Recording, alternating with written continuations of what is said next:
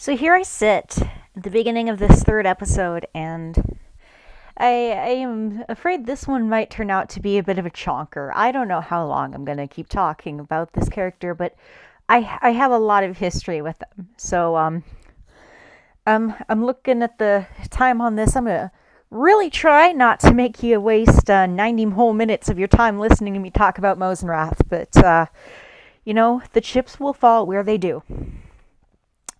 So we are rounding out the golden trio of my favorite villains. We talked about Snatcher, we talked about Roman, and Mosenrath is the third in that trinity when it comes to, just the characters that get me so excited to see, and, I hold them up as examples of what my other villains should aspire to be. And just the favorites of the favorites.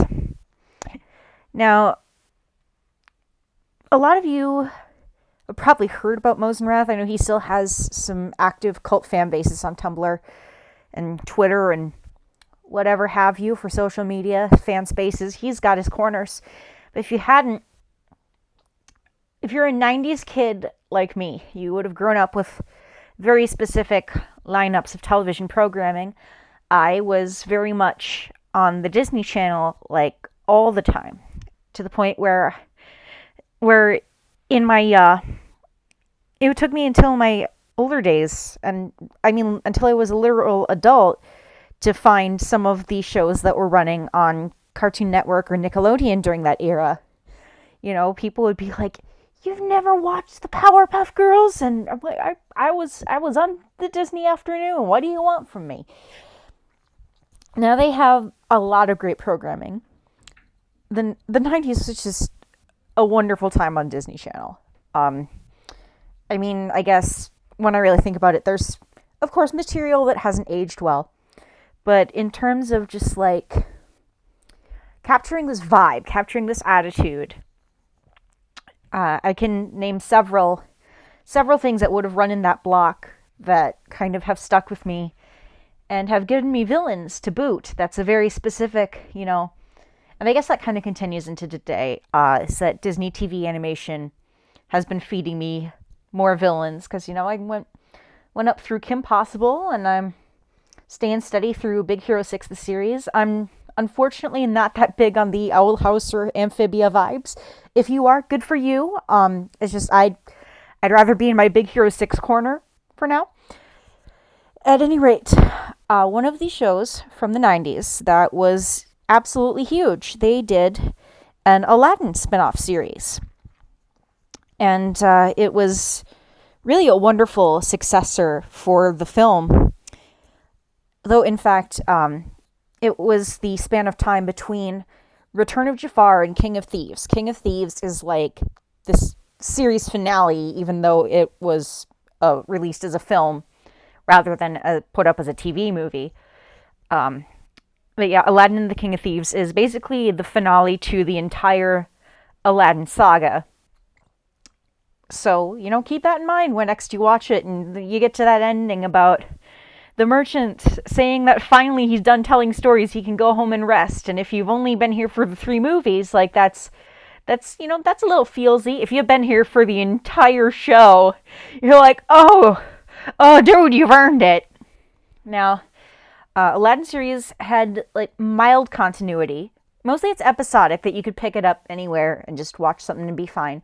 There were some episodes that referenced context from prior episodes. I really like that format. I kind of wish that format would be brought back more in cartoons today, because it not only allows a better roll through of villains. This week you might get the big bad. This week you might get the funny one. This week you might get that ensemble Dark Horse character that was in 2 episodes out of 80 and you're still hoping for their third. But it also, I feel like there was less pressure with that kind of series.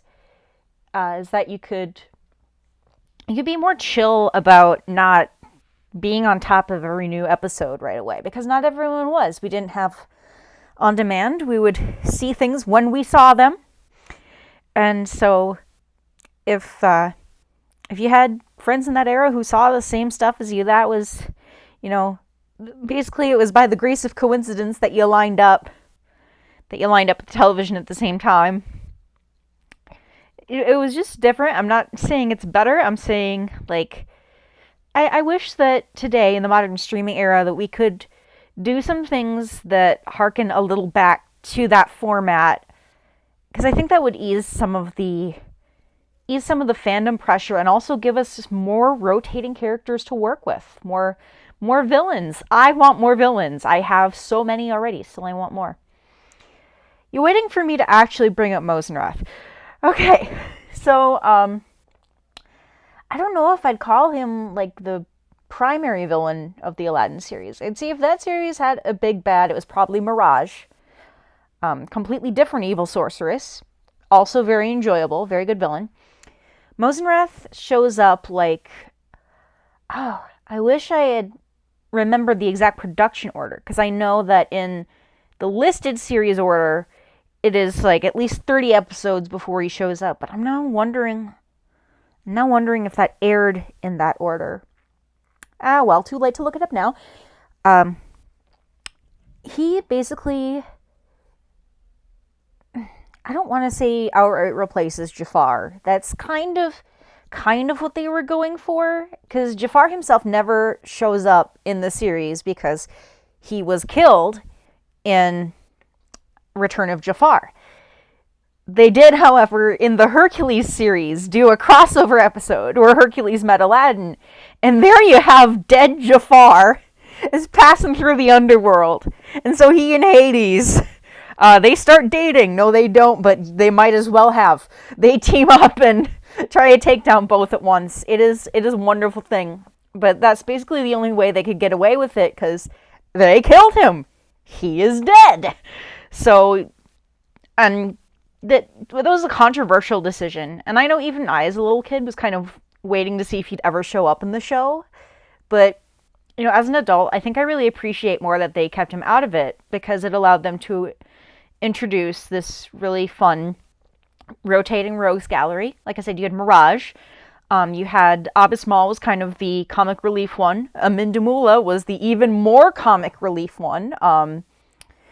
Mechanicles was your kind of your combination of humor and like the intellectual, I'm a genius, I'm a mad scientist kind of guy. And then you had Mosenrath, and he shows up, and he is, purely got this sorcerer aesthetic. He's a magic-based villain through and through. He doesn't really have any other gimmick to him beyond that. Like, his obsession with magic is a core tenet of his character. And, he wears blue in contrast to Jafar's red. He has taken over his own little kingdom that, used to be ruled by a different sorcerer who is implied to have been a tyrant. Mozenrath deposed him, turned him into a zombie, and then turned the rest of the kingdom into zombies, and then that's been his little personal playground. And he started from there trying to take over the rest of the world as his empire.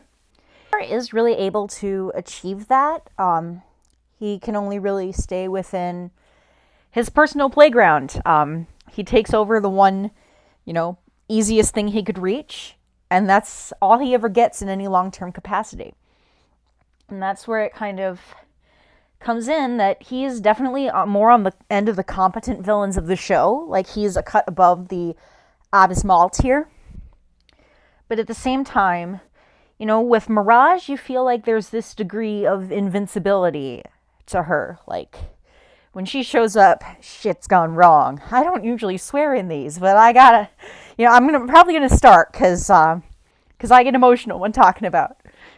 So yeah, now these episodes now include me swearing. Warning. Anywho, Mirage, she's shown up, and the situation's bad. Like, you always know Aladdin's going to win, but it becomes that much more, like, harrowing in a Mirage episode. Like, I think of the one with the mirror reality and the shadow, and that one, like, legitimately gave me stress as a child, and to this day, it still gives me a little bit of stress. I know there are a couple other one-offs that are brought in, like the Ethereal, who isn't really a villain, but is an antagonist for one episode, is a supernatural entity that threatens to destroy Al Agrabah if there is no proof that it's worth saving. And again, there's this degree of invincibility to this one. It's like, oh, why do I hear final boss music? Mosenrath is on the more competent end, as I said, but he doesn't have that invincibility to him. He's got this streak where he can end up in slapstick. He can end up humiliated. He can end up in utterly laughable situations, mostly of his own doing. Or because he didn't think all the way through and Aladdin thought of something he didn't. Because, it always comes back to Aladdin's cleverness. That's his core as a hero. Mozenrath is kind of, they're wonderful foils. They're wonderful foils. Like, I don't really believe that it's true that they were scripted to be half-brothers, but I make them half-brothers anyway, because I just do, because their foils are so perfect to each other that I want to, put that it's because they've got it in the blood. Like, this is genetic. This whole family, and like, Kasim's like that too.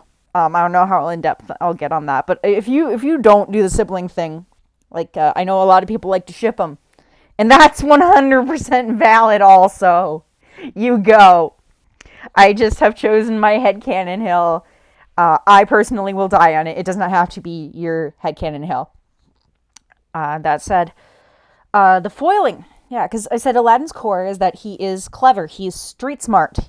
But he was not really raised in an environment where he, learned the ways of the upper class or, didn't read many books.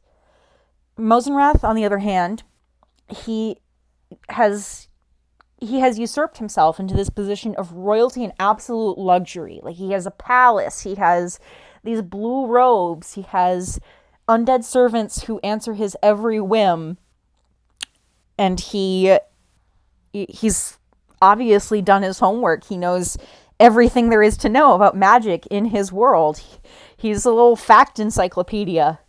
But when it comes down to it, he is really smart. He has designed, doomsday devices of his own invention. He's come up with schemes. He's come up with gambits. He's a thinker.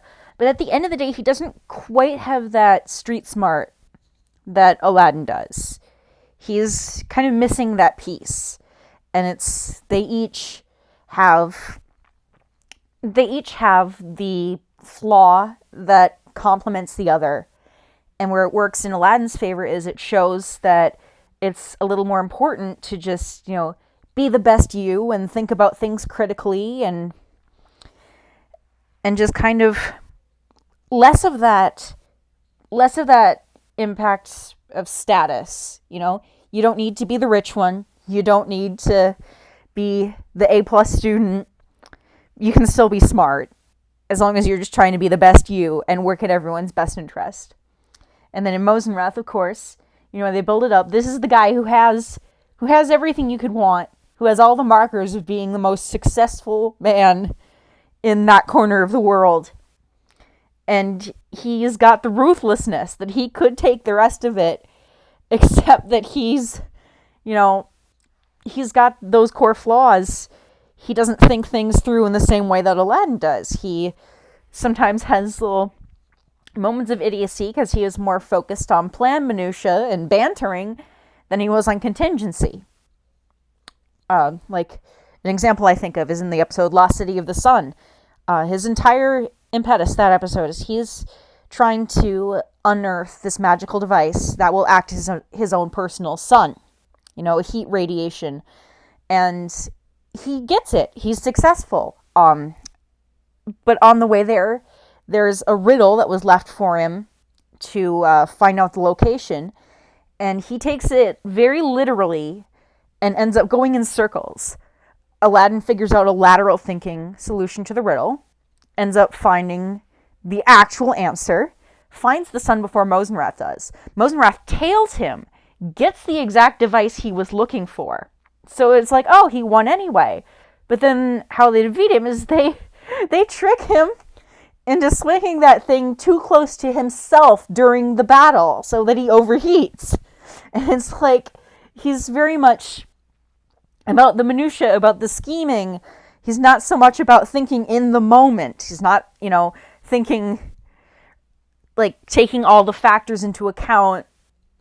And again, he took the riddle very literally, even though it's a riddle, and ended up just getting totally lost in the Lost City because of it. And for this reason, I actually, I personally, I am neurodivergent to some degree. I fully believe I am somewhere on the autistic spectrum. That is not able to be medically proven at this time, though, so I guess take it with a grain of salt. What I say is that I have neurodivergencies that fall in line with autistic thought patterns and behaviors, because that is verified. I have, like, some executive dysfunction and some, all or nothing thinking. But this is another case where my mind works very much like Mosenrath's. Like, I can see why he handles situations the way he does. Because in all honesty, if I were a villain trying to take over the world, that's probably how I'd handle situations, and I would probably get foiled by your local clever hero.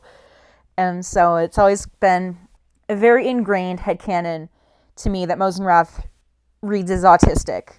And, like, I don't see this as a bad thing. Like, I don't want to be saying, like, oh, he's autistic and he's the villain, so it's evil. No, I like villains, remember? And I have a diverse group of villains that I call my own.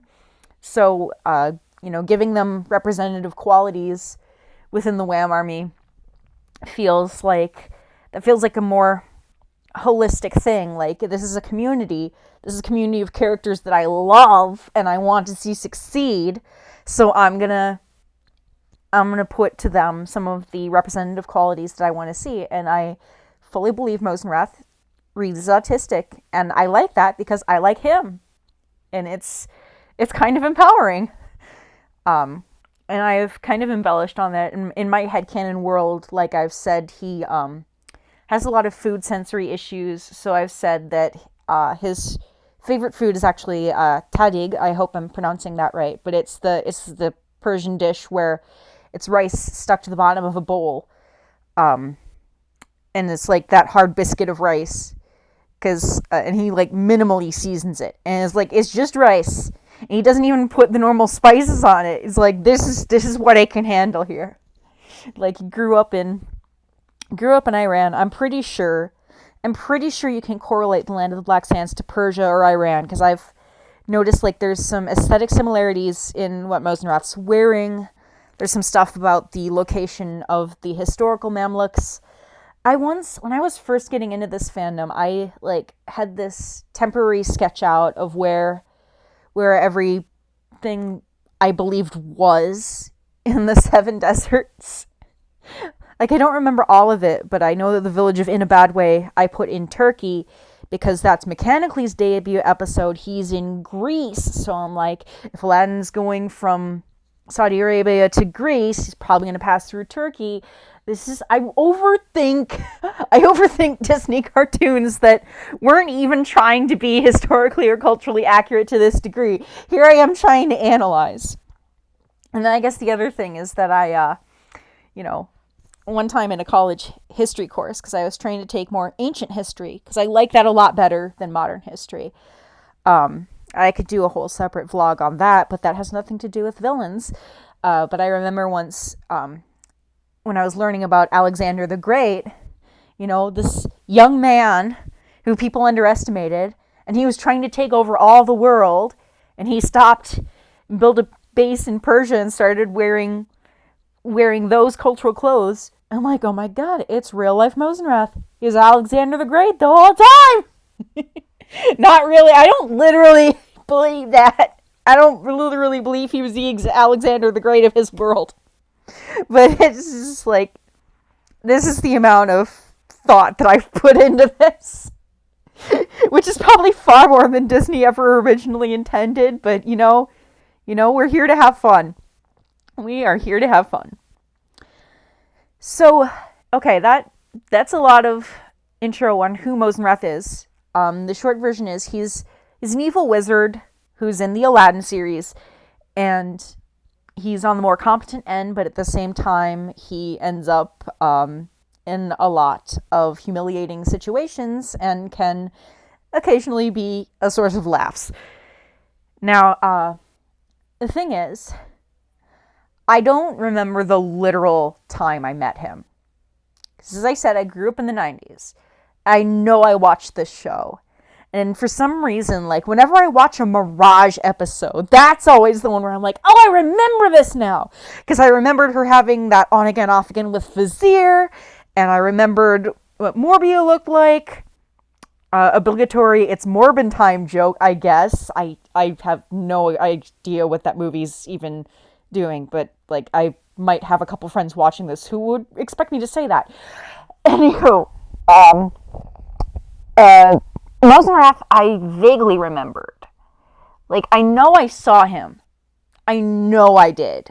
Like, I would look at images of him, still images, and I'd go, yes, that is definitely a character that I saw on television in the 90s. And one thing that I like to bring up sometimes is, weirdly, he may have a sentimental value to me that I don't even remember. Because when I was younger, my biological father was often hospitalized. He had terminal brain cancer, so I spent a lot of time kind of chilling out in the hospital, trying to occupy my time there. No big deal. I've recently actually gone back to the hospital to work as a culinary intern, and I loved it, and it kind of feels like full circle. Like, oh, hey, I kind of grew up here, and now I actually really like working here, and maybe that'll be my career someday. But I know that when I was there, I used to watch the Disney Afternoon on the hospital televisions a lot. And Aladdin was one of the shows that was always on the time block that we came to visit. So even though I don't have a direct memory of it, logically, I know at some point Mosenrath was there for me when I was visiting at the hospital. That he was, one of my sources of entertainment, to help keep my childlike wonder, even though it was a pretty serious situation. It's just too bad I can't actually remember that specifically happening, but logically speaking, I know it did. So anyway, we grow up. The 90s are left behind. I think all our childhood innocence died at the end of the 90s. Farewell, it was an amazing decade. Had its problems, but maybe the best decade I've ever lived in objectively.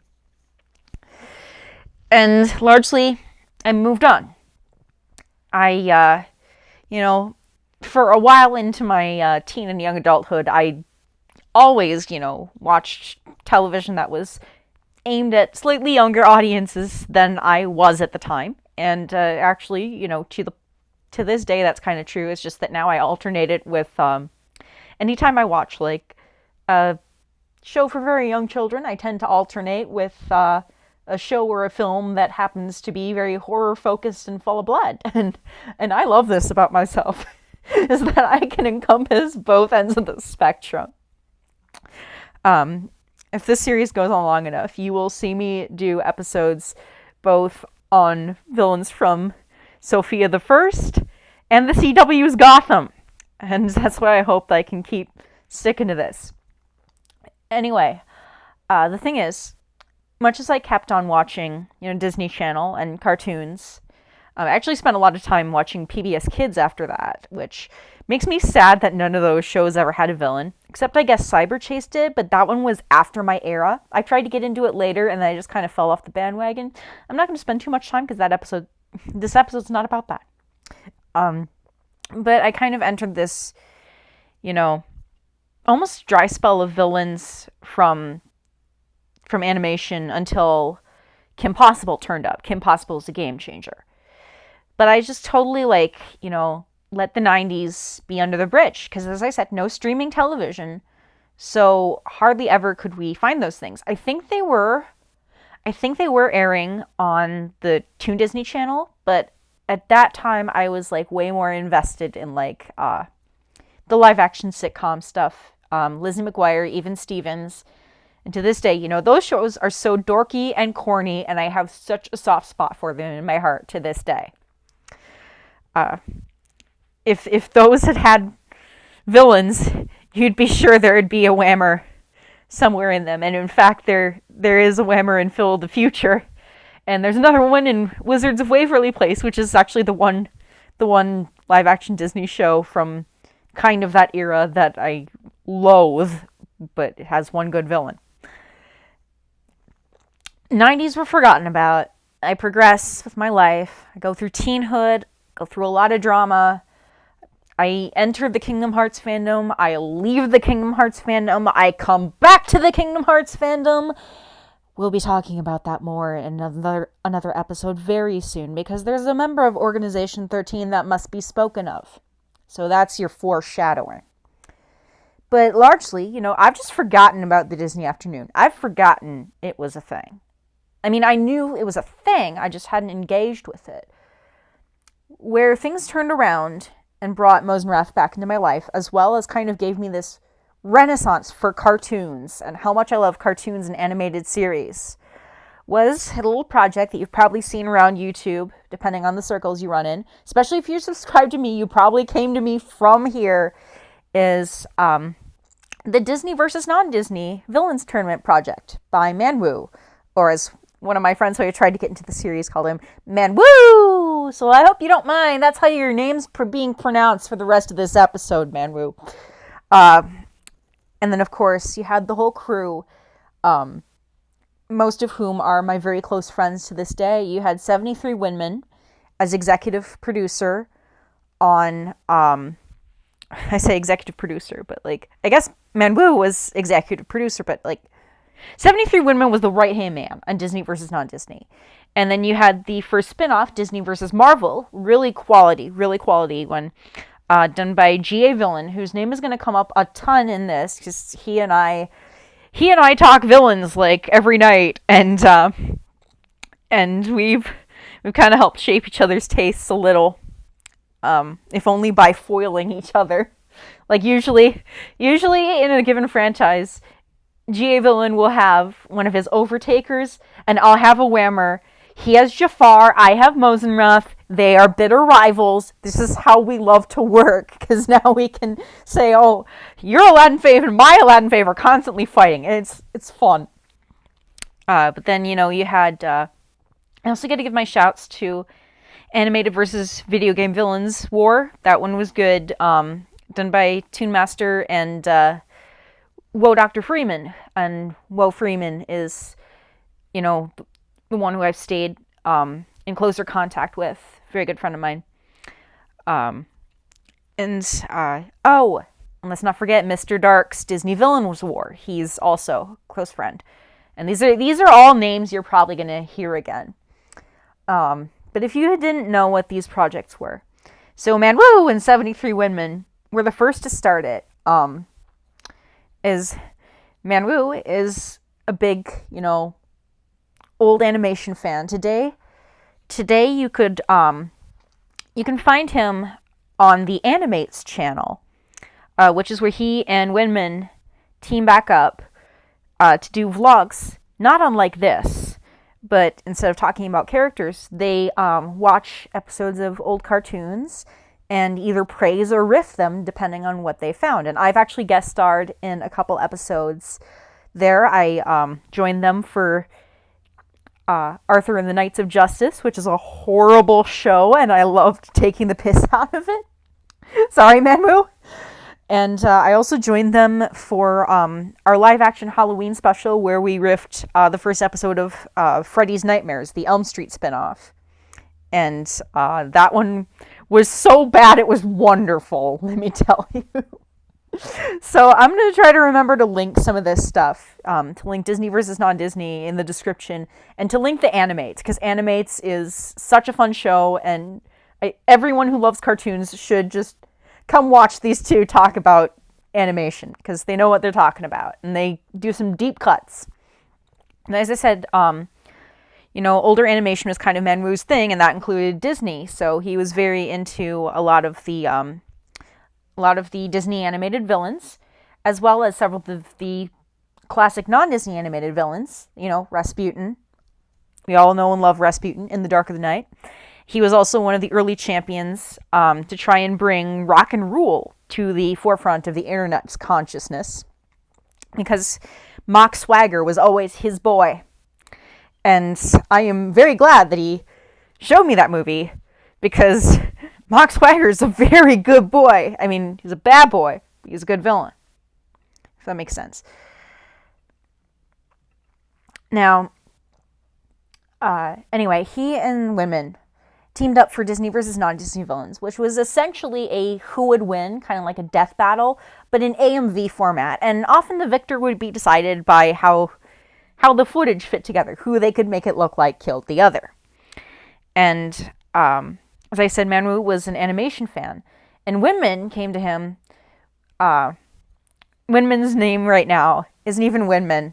I want to use his current name, so I'm going to start doing that. His current name is StrikerStar19, and he also does a wonderful YouTube channel these days where he does vlogs on basically whatever topic comes to his mind, but he doesn't ramble. He actually does full fleshed out, well-researched essays on some of his favorite things and why they hold literary significance to him.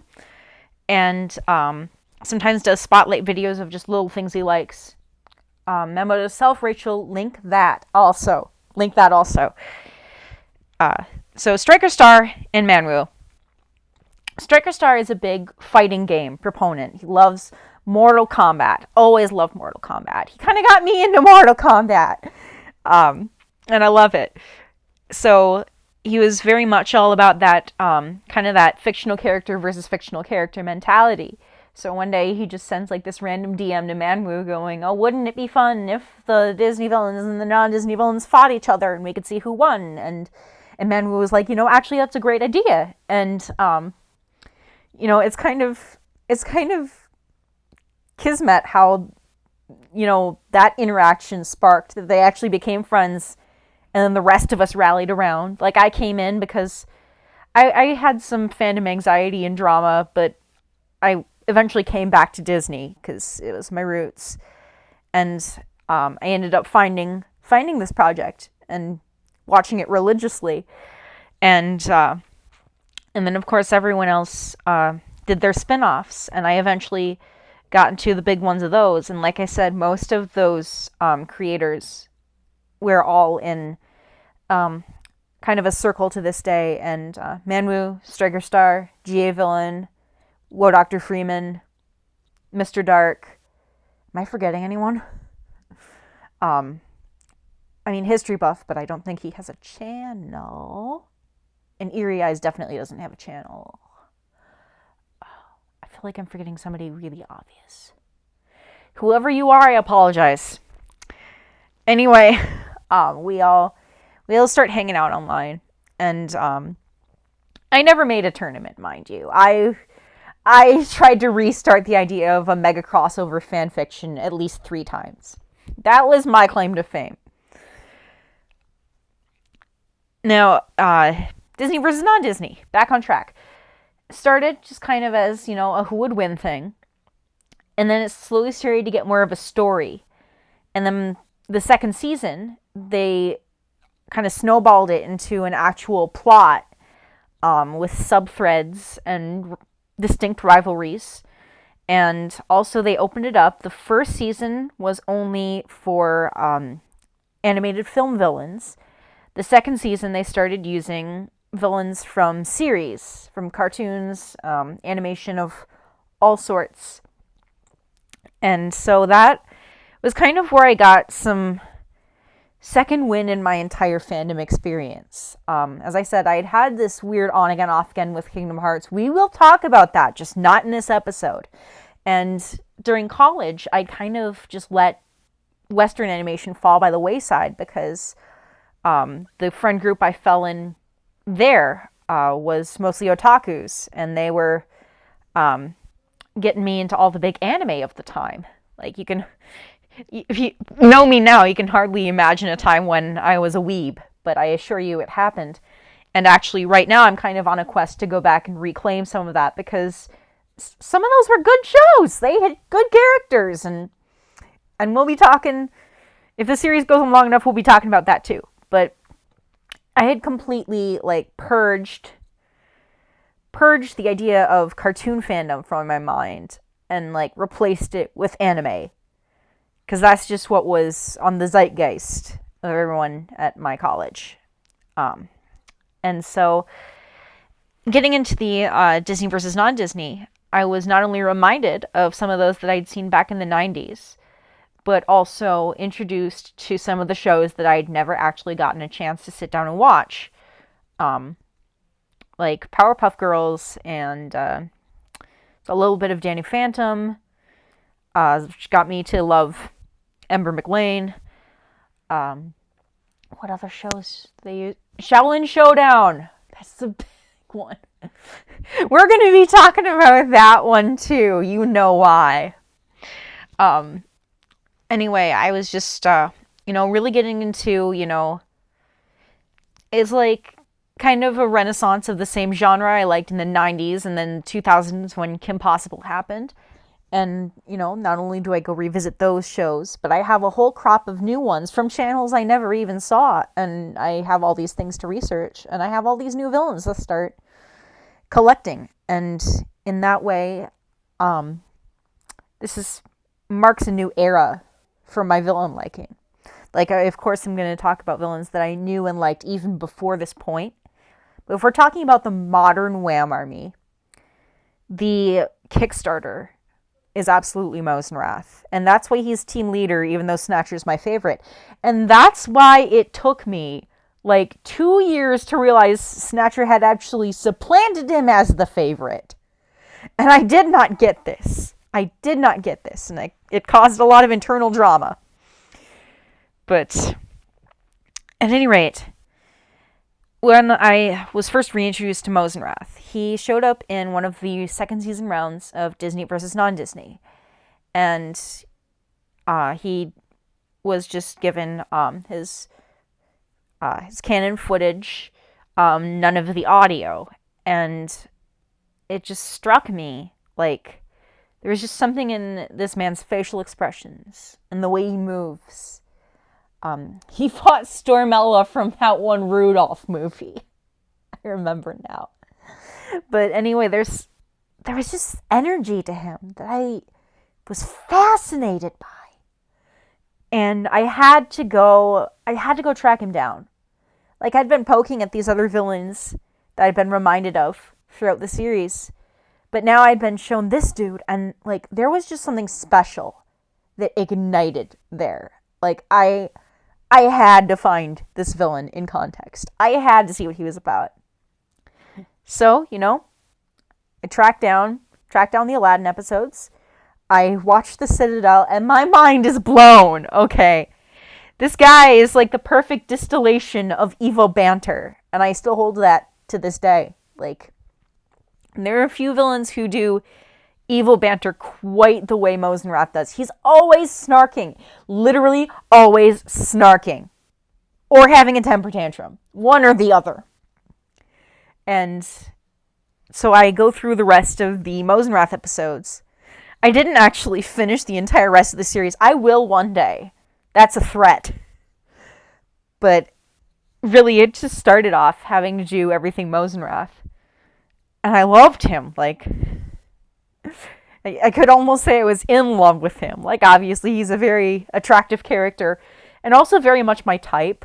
Like, those who know me in real life know that I tend to look at guys who have long, dark, curly hair. Like he does. And now that I'm, sometimes when I think about it, I wonder, did he subconsciously implant that in my head when I was a young one in the 90s watching him on the Disney afternoon? But we'll never know. We have no proof of anything. So whether Mosenrath influenced my taste in men, I wouldn't be surprised. But we have no proof.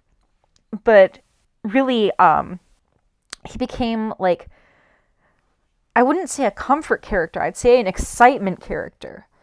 Like, I binged all his episodes, and I was just, like, high as a cloud doing this. Not as in I was smoking anything to do with it. I, like, doing this binge made me feel high as a cloud. Like, this was a good character. He was doing fun things. Like, always he has the overblown magical schemes. You know, always just got that beautiful aesthetic around him. The show was just wonderfully designed in general. Like, it kind of has that 90s animation that sometimes falls off the wagon. But that's part of its charm. And, like, that's when I get so mad about people, like, complaining about animation errors in modern cartoons. I'm like, y'all didn't live through the 90s where characters would suddenly randomly go off model, but we rolled with it because it's about the spirit. It's not about keeping the characters off model. It is about the spirit. We know who that's supposed to be. We don't go and nitpick that they suddenly changed faces or that they forgot to ink in the gauntlet on Mosenrath's hand, which is an error in one episode, and it amuses me more than anything. I don't complain, I just laugh. And I think I forgot to mention that when I was talking about him as a character. Is one of his primary personality traits and kind of what makes him him is that he's gotten a hold of a magic gauntlet that will let him do basically anything magical. It is strong enough that he has punched the genie across an entire desert. It is almost a god mode type of weapon. The thing is that in order to use it, every time that he casts a spell with it, he sacrifices a little bit of his life. And so there's this grand reveal episode where that's finally discovered, where he takes the gauntlet, he gets it ripped off him, and you can see that his entire right hand is made out of bone. He's had all the flesh sucked off of it literally by the gauntlet from how much he's used it. And because he wears long sleeves, we never really get a sense of exactly how far up that damage goes. We know he has a flesh left hand. That's intact. But, you know, I used to think that, you know, it would just stop at the arm. And I saw some wonderful fan art that did him shirtless. And it was definitely a gore type fan art, but it went with the concept that what if his flesh was eaten up all the way through the shoulder and halfway across his back. And I'm like, oh, I love that. And so that's kind of been more where I lean these days, is like, because he's so well covered, you don't see that an entire quarter of his body is probably missing from all the spellcasting he's been doing. And he will not stop. It is his addiction. He does not really want to die. There's a whole episode that involves him trying to steal Aladdin's body so he has a fresh canvas to start over with on the gauntlet. He could preserve his life if he stopped using it, but he never would, because having that power, having that magic is far too important to him. It's the thing he wants most out of life, is to have that magic, that power. And when he has the gauntlet removed, he has this speech about how he doesn't actually believe that Aladdin knows sacrifice. Oh, can I still do it word for word? Because I used to have this. This is what I did for power. The magic of a genie was handed to you on a silver platter, but I gave my right hand for power. To wear the gauntlet is painful, but it's worth it. Worth it to destroy the likes of you. Yeah, I still got that. I can freak people out by pulling that one in public. I'm a nerd. I'm a nerd. It's what I am. But basically, you know, we who know Aladdin, we know that he's struggled his entire life, that he has known suffering, he has known sacrifice. But because of how things went with the lamp, and because Mozenrath has gone, obviously, through his own trauma, we don't know exactly what, but we're left to kind of fill in the blanks in that, you know, he says that the previous tyrant of the kingdom he rules was like a father to him, and then he ended up turning that guy into a zombie. So it's kind of been a common headcanon among the fandom that this guy, Destain, was horribly abusive, and I should think that that feels right to me. Because that falls in line with, this is what I did for power. I worked for this. I sacrificed for this. This is obviously a man who didn't have the best childhood, didn't grow up in this very cushy life, thinks he's had it worst out of everyone, which isn't true. He and Aladdin have probably suffered equally.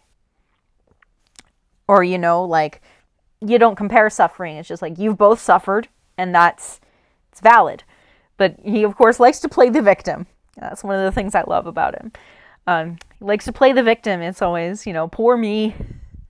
He's a walking pity party, which is how all the best villains are, The thing that, to me, separates a villain from a hero is if they both suffer the exact same thing. Will you choose to make good decisions after that, or will you use it as your excuse to make bad decisions? Kind of like Eggs and Archibald Snatcher. Like they had the kind of same poverty class, looked down upon, outcast, and Snatcher even admits that they're similar to each other in that regard. They'll never accept the likes of us, and yet you see that one of them is the hero because, despite everything, he chooses to do good, and you see the other is a villain because he uses it as an excuse to do horrible things and seek power. And this is the same thing with Aladdin and Mozenrath. Aladdin grew up homeless, orphaned on the streets, and he ended up wanting to do better. He met Jasmine, he decided that he loved her, and he was going to act in her best interest. And even if that had him fall off the wagon a little with the Prince Ali lie, in the end, that still aided him. The movie. It aided him that he lied. And he was all in, Genie, what should I do? Tell her the truth! And ever since then, and this is kind of what I love about the series, is that the first film kind of gives you that, he would do anything to protect Jasmine, the woman he loves, Genie, his best friend, is that these are the people who motivate him. And then in the series, because Aladdin's going to be the heir when he marries Jasmine, a lot of the episodes actually begin with him on political missions for the Sultanate of Agrabah. And so he's kind of coming to this position of responsibility of having to care for the whole world. And I think that's really a natural progression, because even despite all his hardships, he has always had that core where he's wanted to do good for others. He's wanted to hand the bread to the children who couldn't steal as well as he could. And that's what makes him Aladdin. That's what makes him great. He's one of the best Disney heroes. And then Mosenrath, how that it reflects on Mosenrath, is that we don't even know how much he suffered. It could have been a lot. It could have been a little. But either way, he's using that as an excuse to seize power violently. He's basically saying, I had a bad childhood, and you aren't evil, so obviously you didn't. He doesn't put that together, that you don't automatically become the villain just by suffering. He hasn't put together yet that was his own doing. That he could have chosen something different. He could have chosen to be more like Aladdin. But I don't think he would have wanted to. I think if he were fully self-aware, he would just embrace, oh, you know what? I like being selfish. I'm selfish. He's kind of just like... Mosenrath is kind of this embodiment of impulse. Like, he gives in to all his impulses. He's very emotional. He doesn't have any emotional regulation at all. You can read him like a book. Wears his heart on his sleeve. And it's very much, this primal selfishness. And kind of, for the villain fan perspective, that gives kind of this... How do I put this? It's like, sometimes simplicity is the most engaging thing of all in a villain. I like complexity, but I also like simplicity.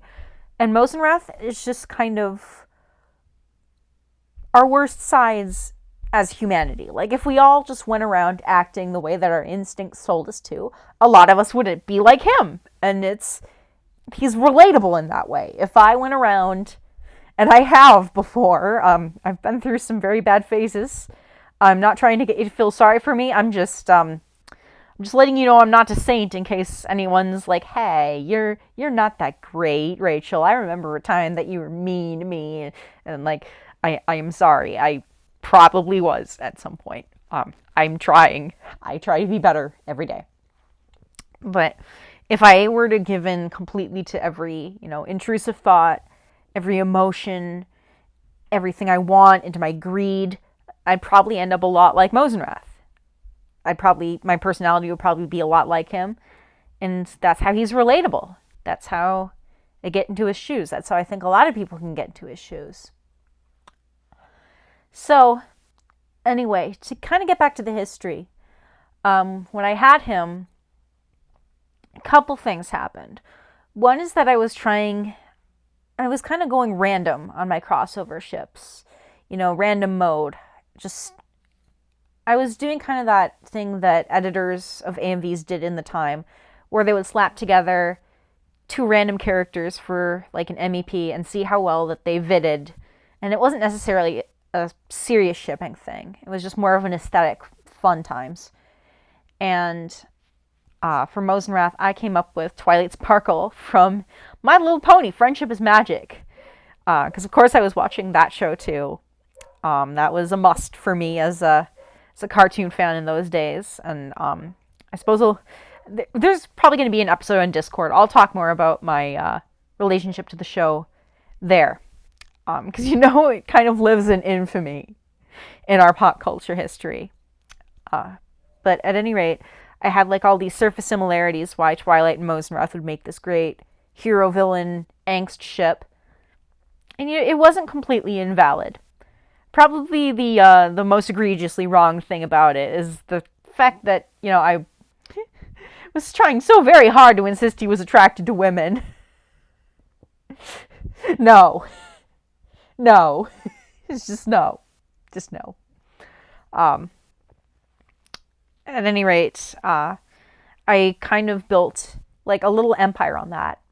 Before TBTC, I had another crossover project. Like I said, while the others were doing villain tournaments, I was doing these crossover fanfictions.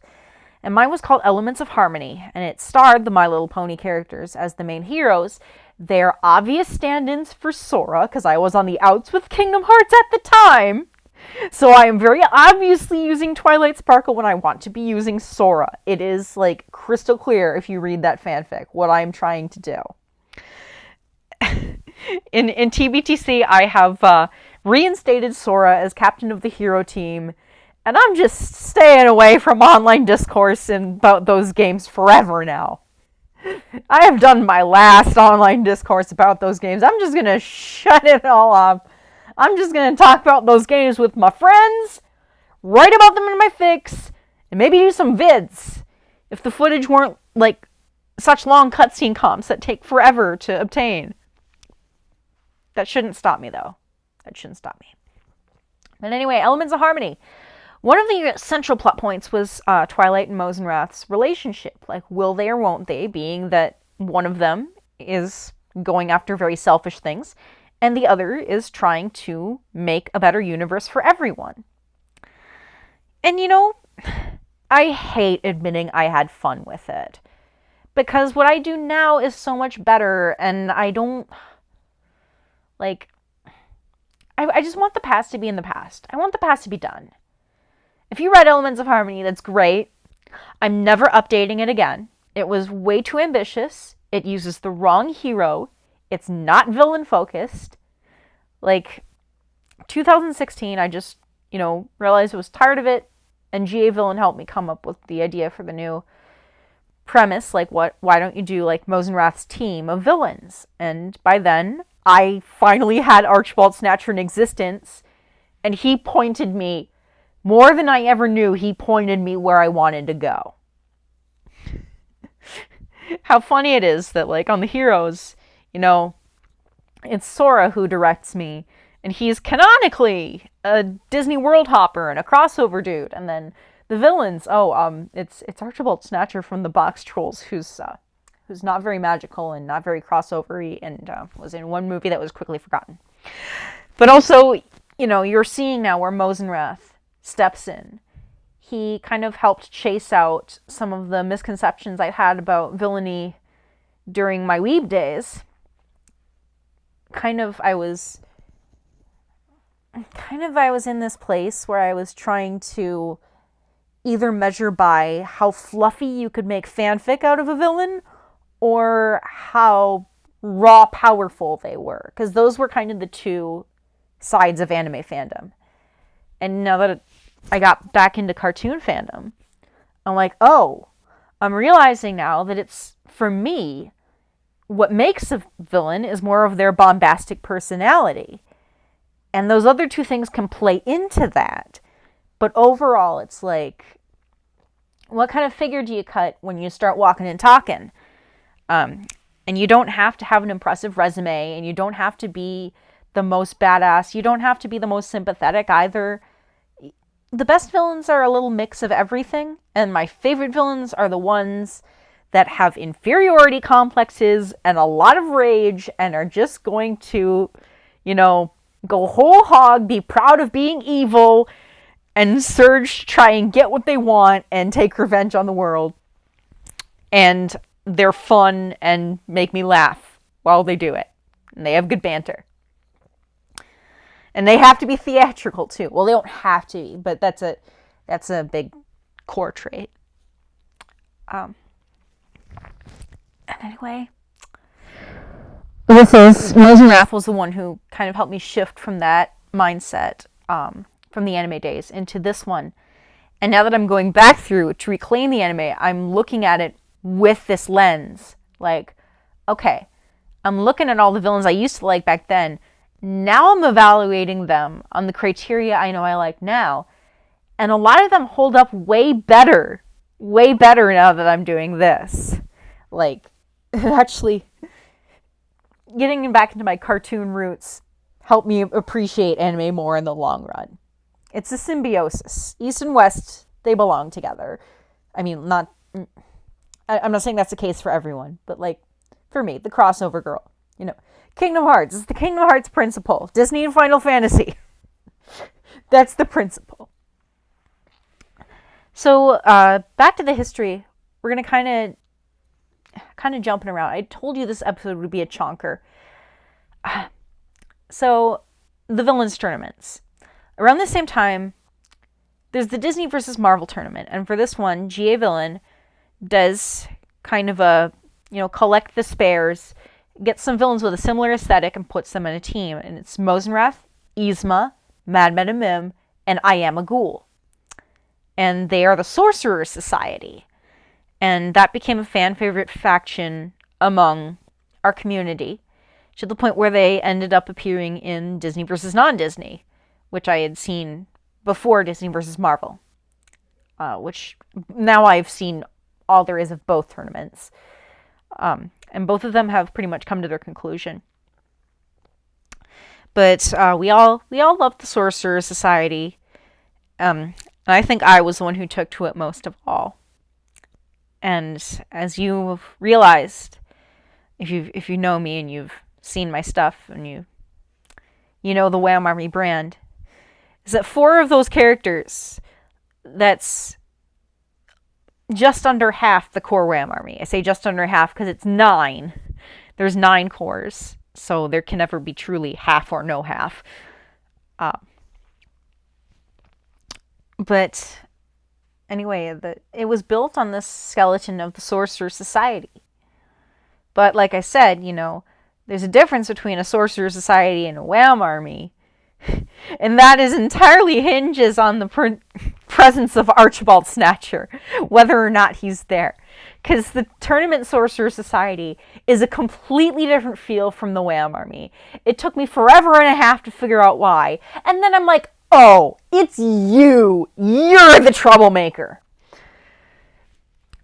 But also, kind of, the two of them Snatcher and Mozenrath kind of embody this other central theme that I love. And then both of them are literally destroying their own health. They're poisoning their own bodies in their quest for power.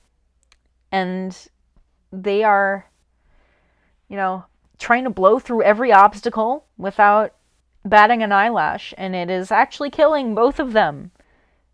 And that theme gives you so much to think about. It combines the more emotional, sympathetic side, not necessarily that they're redeemable, but in that, like, you can feel for them, with their drive and passion and power. And there's also something to be said that Madame Frou-Frou's color palette is the exact same as Mosenrath's. No, look at the two of them side by side. I'm right. Now, anyway, all this plays in. Eventually over time, I evolved the Sorcerer Society skeleton. What I have is not anything like the Tournament Sorcerer Society. I just kind of stole that. Giavilla and Manwu, thank you, but I'm sorry. I basically plagiarized your idea and then built on top of it. I'm a fanfiction artist to the core. I added more members. Huntsman was actually one that both of them had toyed with in the tournaments. And, I ended up actually loving him best as Mosenrath's ship. That's the one that took over Twilight. The one who literally kills unicorns in canon. I love it. And, I added Wuya because when I got into Shaolin Showdown, that had, that one just captured my imagination villain-wise. We'll be talking about that. Because that was kind of an outlier in how I journeyed through. And then, of course, Snatcher and then Roman, and I talked about them. And after TBTC started, I was able to put in Vexen, the Organization 13 member that we're going to have to discuss. I was finally ready to come back to that part. And so then you have the WHAM Army, and that's why Mosenrath has to be their leader, because he is he's the one who kind of spearheaded the shift back into evaluating villains on this lens from a cartoon fan's level, rather than a 2010 DeviantArt anime fan level. Which I clarify all those adjectives, because as I said, like, you go back and look at this exact same anime with the lens I have now, and they read completely different and more fun to me now. Like, it's a combination not only of the media, but the community around it. And I think if I hadn't gotten into the cartoon sector with so many people that ended up becoming my best friends, maybe it wouldn't be this way, and maybe I wouldn't have found so quickly what makes all my villains my favorites, and looked at their personalities. But it is what it is now, and I'm happy that we are where we are. So, in terms of the fanfiction version of Mosenrath that I do, I think I've covered most of the headcanons I do with him. Again, I do the half-brother thing, even though I don't believe it was real. I just like to believe they're such perfect opposites that it's genetic. And then, I see Mozenrath as autistic. That's a big thing. And I've always seen him as a really big introvert. I mean, that's canon to the show. He's an introvert. He doesn't work with anyone except Xerxes, who I continually forget about. Let me just take my 5 minutes to talk about Xerxes here. He's funny. I like him enough as a sidekick. He's entertaining. I keep literally forgetting he exists. I enjoy him when I see him. I keep literally forgetting he exists. That is the closest you're ever going to get to an episode on Xerxes in this entire series. Sorry, not sorry. And I have to wrap up here quickly because I am actually running out of laptop battery. I knew that I would talk about this man for too long. But Mozenrath, I think, is a person who has always relied on himself and never thought friends had any practical purpose to them.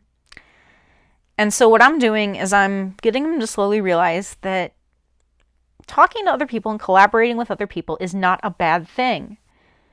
When he can find people on his level who understand him, it can actually give him greater fulfillment than he had relying on himself. and